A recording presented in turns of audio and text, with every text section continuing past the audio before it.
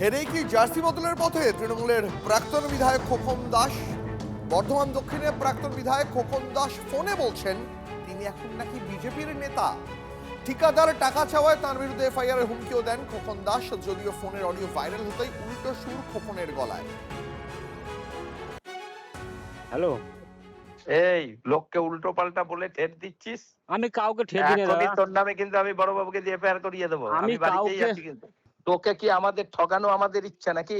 ওটা কি খোকন দাসের বাবার সম্পত্তি হচ্ছে তোকে আজকে ঠকাবে? কতদিন হয়ে গেছে বলুন তো? আমি তো লেবার মিস্ত্রিকে পয়সা আর দিতে তুই হবে না, এখন দিতে হবে না। সুযোগ পেয়ে লোককে চমকাচ্ছিস। সুযোগ আমি চমকাইনি কাউকে। না আমরা বাড়িঘর ছেড়ে চলে গেছি, আমরা আমি বর্তমানে থাকবো না। আমি কাউকে চমকাইছি কি? হ্যাঁ? আমি কাকে চমকালাম? আমি কাকে চমকালাম? তুই শুভকে উল্টো পাল্টা বলছিস। আমি একে উল্টোপাল্টা ভাবছিস তুই বলেছি বিরাট কি? নেতা আপনি হয়ে গেছিস ভয়েস নাকি? রেকর্ডিংটা দেখুন ওর কাছে। শোন, আমি আমিও বিজেপির নেতা এখন, তুই ঠিক সেটা আছে, ভাবিস না। আপনি শুভকে সেটা ভয়েস তুই রেকর্ডিংটা ভাবিস দেখুন না। আমি কি চমকাইছি নাকি।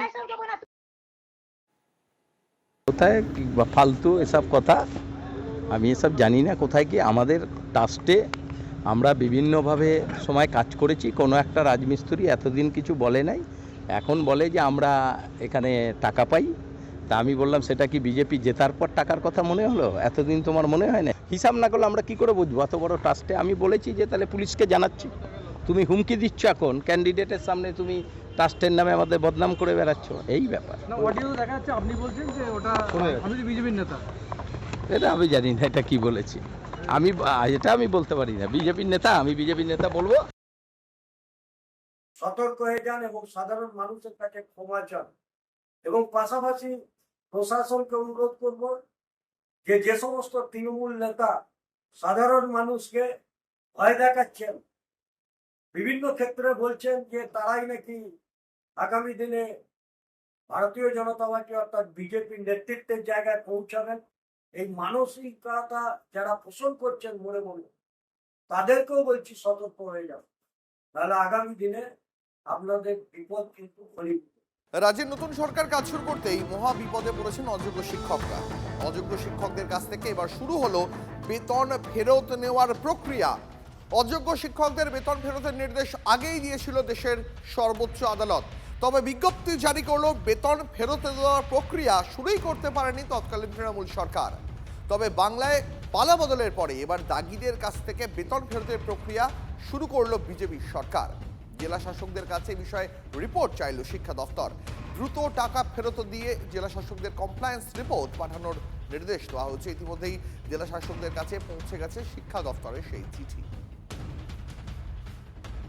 আমরা চাই যে এটা যেমন সত্য তেমনভাবেই যারা এই নিয়োগের কেন্দ্রবিন্দুতে ছিল তাদের নামগুলোকে সামনে নিয়ে আসা হোক এবং তাদের দৃষ্টান্তমূলক শাস্তি দেওয়া হোক।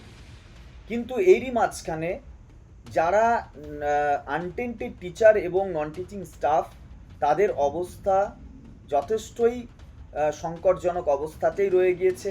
আবেদন করছি আমাদের মাননীয় মুখ্যমন্ত্রীর কাছে যাতে তিনি তার পূর্ব প্রতিশ্রুতি মতো আমাদের পুনরায় নিরপরাধ শিক্ষক শিক্ষিকারা যেন ন্যায় বিচার পায় এবং তারা যাতে পুনরায় চাকরিতে ফিরতে পারে সে ব্যবস্থা তিনি করুন।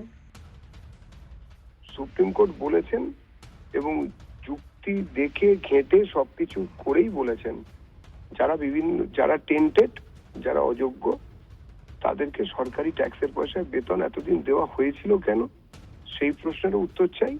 আর তার সঙ্গে বেতন যখন ফেরত দিতে সুপ্রিম কোর্ট বলেছেন, তো সরকারের তো কোনো সরকারেরই কিছু করার নেই। সরকার বেতন ফেরত নিচ্ছেন সুপ্রিম কোর্টের নির্দেশে। আজকে 2026 সাল, কিন্তু এখনো পর্যন্ত বেতন ফেরতের কোনো প্রকার পদক্ষেপ হয়নি। প্রথমে 2024 সালে কলকাতা হাইকোর্ট নির্দেশ দিয়েছিল, সেই নির্দেশকে চ্যালেঞ্জ করে সুপ্রিম কোর্টে যায়। সুপ্রিম কোর্ট ওই নির্দেশে ইনট্যাক্ট রাখে, কিন্তু সুপ্রিম কোর্টের সেই নির্দেশ এতদিন না মানার জন্য আমরা কন্টেম্পট ফাইল করি। সেই কন্টেম্পটের কমপ্লায়েন্সে প্রথমে ওরা জাস্ট একটা ওই ডিএম গুলোকে একটা করে কমিউনিকেশন করে ডিসেম্বর মাসে ফেলে রেখে দিয়েছিল। আজকে এই যখন নতুন সরকার এসছে তারপরে দেখছি যে নোটিফিকেশন দিয়েছেন, তারা জানতে চাইছেন যে কি পদক্ষেপ হয়েছে টেন্টেড ক্যান্ডিডেটের কাছ থেকে টাকা ফেরতের ক্ষেত্রে। দেখুন, এই টেন্টেড ক্যান্ডিডেটের কাছ থেকে প্রত্যেকের কাছ থেকে টাকা ফেরতের নির্দেশ কলকাতা হাইকোর্ট দিয়েছিল, সেটা সুপ্রিম কোর্ট আপিল করেছে, কিন্তু এখনো পর্যন্ত সেই নির্দেশ পালিত হয়নি। এর আগের সরকারের দ্বারা এই নতুন সরকার তারা এসব পদক্ষেপ গ্রহণ করেছে, সেটা সাধু উদ্যোগ।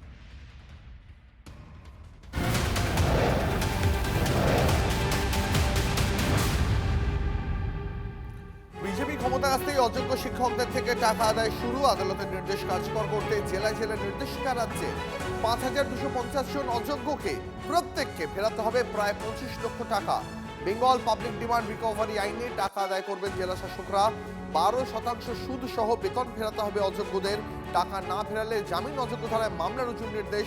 টাকা ফেরাতে হবে 1,806 জন অযোগ্য শিক্ষক এবং 3,453 জন অযোগ্য শিক্ষাকর্মীকে।